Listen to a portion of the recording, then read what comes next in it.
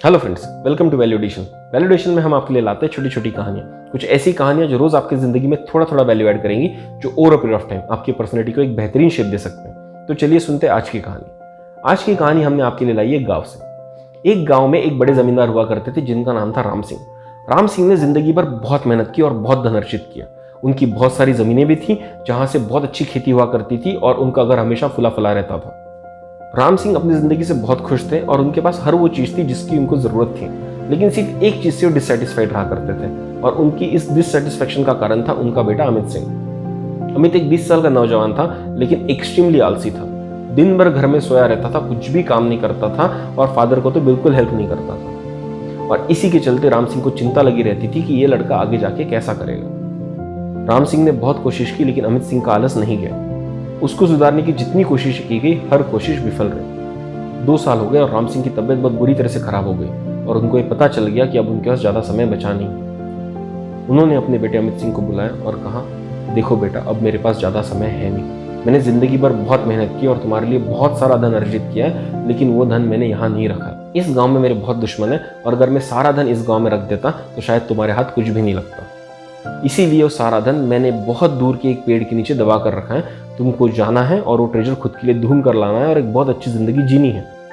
अमित सिंह को पिता की सेहत की चिंता तो थी और इस बात से दुखी भी था, लेकिन खजाने की बात सुनकर उसके चेहरे पर स्माइल आ गई। वो इस बात से खुश हुआ कि उसके पिताजी ने उसके लिए हर वो चीज जमा करके रखी है जिसकी उसको जिंदगी में जरूरत पड़ेगी।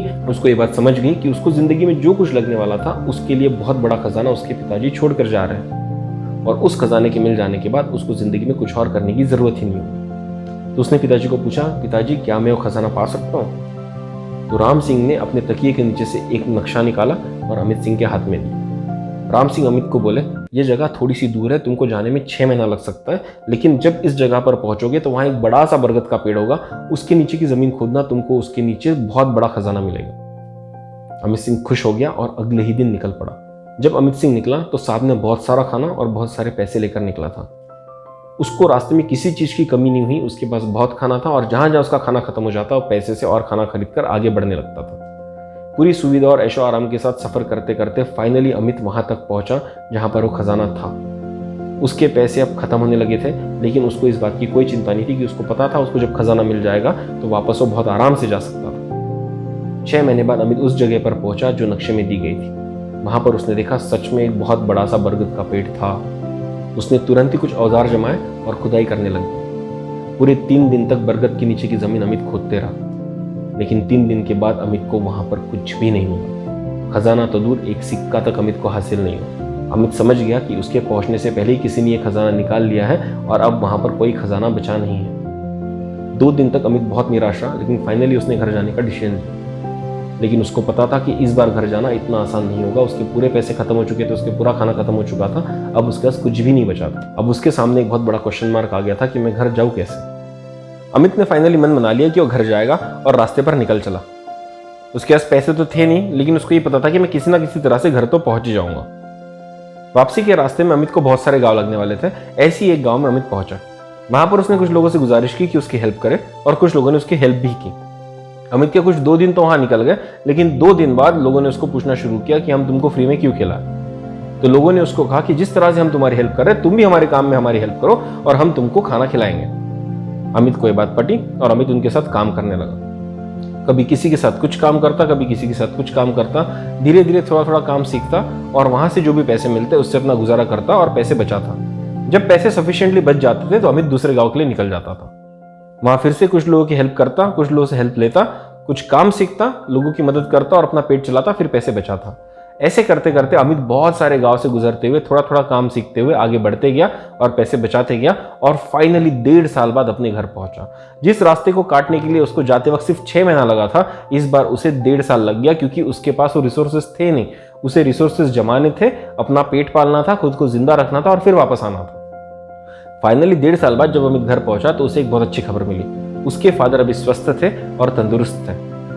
वो उनको देखकर बहुत खुश हुआ और उनके पास गया, उनके पैर छुए।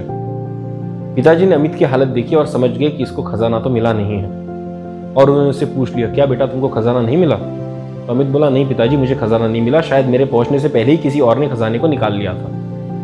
पिताजी ने उसके कंधे पर हाथ रखा और बोला, कोई बात नहीं, चलो आओ बैठो। पिताजी उसको खाना खिलाने के लिए ले गए और खाना खाने के बाद जब दोनों बैठे तो दोनों बात करने लगे। पिताजी ने अमित से पूछा कि बेटा तुम्हारी जर्नी कैसी रही। तो अमित ने कहा जब मैं यहाँ से गया तब तो मुझे कोई दिक्कत नहीं हुई, क्योंकि मेरे पास में सब सुविधाएं थी, मेरे पास पैसा था, मेरे पास खाना था, मुझे जो भी जरूरत की चीज लगती थी मैं खरीद लेता था और आगे बढ़ लेता था। इसलिए जैसे आपने कहा था 6 महीने के अंदर मैं उस पेड़ तक पहुंच गया। लेकिन जब वापस आने की बारी आई तो मेरे पास कुछ भी नहीं था, खजाना तो मिला नहीं था और मेरे पास के पैसे भी सब खत्म हो चुके थे। तो मेरे पास कोई और रास्ता था नहीं। मैं गांव-गांव से होते हुए आया, गांव-गांव में लोगों की हेल्प की, कुछ काम सीखा, उनकी मदद की, उनसे पैसे मिले, पैसे बचाए और वापस आ गया। तो पिताजी ने स्माइल की और अमित को बोला, बेटा मैंने तुमको जिस जर्नी पर भेजा था वहां कभी ट्रेजर था ही नहीं। अमित चौंक गया, क्या? पिताजी ने स्माइल किया और बोला, हाँ बेटा वहां पर ट्रेजर कभी था ही नहीं। ट्रेजर किसी डेस्टिनेशन में नहीं था, ट्रेजर तो उस जर्नी में था जो तुमने एक्सपीरियंस की है। तुम्हारी जाते वक्त की जर्नी ऐशो आराम की जर्नी थी, जिसमें तुम्हारे पास सब सुविधाएं अवेलेबल थी। लेकिन जब तुम वापस आए तुम्हारी सुविधाएं तुमसे छीन ली गई थी, तुम्हारे पास पैसा नहीं था, खाना नहीं था, कुछ भी नहीं था। लेकिन तुमने जो स्ट्रगल किया, तुमने जो अपने आप को काम में झोंका, तुमने जो काम सीखने की इच्छा दर्शाई, वही एक ट्रेजर था बेटा। तुम यहाँ दिन भर आलसी की तरह घर में पड़े रहते थे और कुछ भी नहीं करते थे, लेकिन जब तुमको खजाने के बारे में पता चला तो तुमने इच्छा दिखाई घर से बाहर निकलने की। और यही मैं चाहता था, क्योंकि जब तुम घर से बाहर निकलोगे तब तुम दुनिया देखोगे, तब तुमको पता चलेगा कि दुनिया में जिंदा रहना कितना मुश्किल है। अपनी जिंदगी सुख शांति से बिताने के लिए आदमी को अपने साधन खुद ही कमाने पड़ते हैं और उसके लिए कोई ना कोई कला उसको सीखनी पड़ेगी। और मुझे खुशी है कि जब तुम वापस आए तो तुम आज एक होनहार आदमी बनकर वापस आए। अमित ने राम सिंह की बात पूरी तरह से सुनी और उसकी आंखों में आंसू आ गए। उसको समझ गया कि उसके पिताजी ने उसके साथ क्या किया है। उसने उनके पैर पकड़े और बोले, पिताजी आपने जो मुझे सबक सिखाया है इससे शायद मेरी जिंदगी बदल जाएगी। मैं इस सबक को जिंदगी भर के लिए याद रखूंगा और अब इसके बाद काम धंधा करूंगा और अपनी एक पहचान बनाऊंगा। राम सिंह ने अमित को गले से लगा लिया और अब उनको पूरा विश्वास था कि अब उनका बेटा कभी रास्ता नहीं भटकेगा। दोस्तों, जब मैं स्कूल में था तो संस्कृत की किताब में एक श्लोक हुआ करता था, अलसस्य कुतो विद्या, अविद्यस्य कुतो धनम, अधनस्य कुतः मित्रम, अमित्रस्य कुतः सुखम। इस श्लोक का मतलब होता है, जो आदमी आलसी होता है वो कभी विद्या एकत्रित नहीं कर सकता, जो आदमी कभी विद्या एकत्रित नहीं कर सकता वो कभी धन भी एकत्रित नहीं कर सकता, और जो आदमी धन एकत्रित नहीं करता उसके कोई दोस्त नहीं होता है, और जिस आदमी के दोस्त नहीं होते वो कभी सुखी नहीं होता।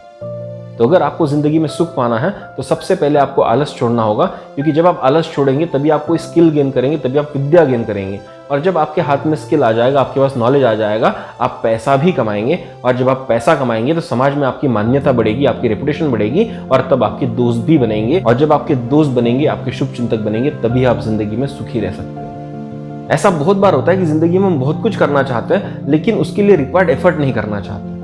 बट क्या ऐसा हो सकता है कि आपको रिजल्ट्स मिले जब आप एफर्ट ना करें? बिल्कुल नहीं। रिजल्ट्स उसी को मिलते हैं जो एफर्ट करता है। तो अगर आप जिंदगी में सक्सेसफुल होना चाहते हैं तो सबसे पहले आपको आलस छोड़ना पड़ेगा और आपको नॉलेज गेन करना पड़ेगा, आपको स्किल गेन करनी पड़ेगी, तभी वो आप काम जो आप चाहते हैं वो आप बेहतरीन तरह से कर सकते हैं और आपको बेहतरीन रिजल्ट्स भी आएंगे। जैसे कि मैंने इसके पहले भी एक स्टोरी में कहा है, अगर आपको सक्सेसफुल होना है तो आपको तड़प रखनी होगी, और वो तड़प का पहला हिस्सा होगा कि आपको आपका कंफर्ट जोन छोड़ना होगा, आपको आपका आलस छोड़ना होगा। जब आप जिंदगी में कंफर्ट जोन छोड़ेंगे तो आप एक बेहतरीन एफर्ट लगा सकते हैं और उस एफर्ट के बेहतरीन रिजल्ट्स भी आ सकते हैं। तो दोस्तों, आइए खुद से प्रॉमिस करते हैं कि जिंदगी में हम जो भी अचीव करना चाहते हैं, जो भी हमारा विजन है, जो भी हमारा एम है, उसके लिए जो भी रिक्वायर्ड फर्स्ट स्टेप है हम आज ही लेंगे। क्योंकि कहा जाता है journey of 1000 miles starts with first step. वो फर्स्ट स्टेप हमको आज लेने की जरूरत है, हमको हमारे कंफर्ट जोन से निकलने की जरूरत है। जिंदगी का असली खजाना तो वो जर्नी ही है जो हम हमारे एम्स को, हमारे विजन को चेस करने में एक्सपीरियंस करते हैं। वो जर्नी ही हमारा एक्सपीरियंस है और हमारे एक्सपीरियंसेस ही हमारा ट्रेजर है। तो चलिए उठाते हैं पहला कदम हमारी सक्सेस की तरफ। तो दोस्तों, इसी तरह की कहानियां हम आपके लिए लाते हैं जो रोज आपकी जिंदगी में थोड़ा थोड़ा वैल्यू ऐड करेंगी, जो over a period of time आपकी पर्सनैलिटी को एक बेहतरीन तरह से शेप कर सकती है। अगर आपको हमारा कंटेंट पसंद आ रहा है तो हमको कमेंट बॉक्स में जरूर बताइएगा। अगर आप कोई स्पेसिफिक कंटेंट सुनना चाहते हैं तो वो भी हमको कमेंट बॉक्स में जरूर बताइएगा। हम कोशिश करेंगे आपके लिए उस तरह की कहानियां हम ला सकें। अगर आपको हमारी कहानी में वैल्यू दिख रही है तो जरूर शेयर कीजिए अपने दोस्तों के साथ, अपने परिवारजनों के साथ, ताकि उनकी जिंदगी में भी एक छोटा सा वैल्यू एडिशन हो सके। तो दोस्तों, कल फिर मिलेंगे एक नई कहानी के साथ। तब तक के लिए सब्सक्राइब कीजिए हमारा चैनल वैल्यू एडिशन। धन्यवाद।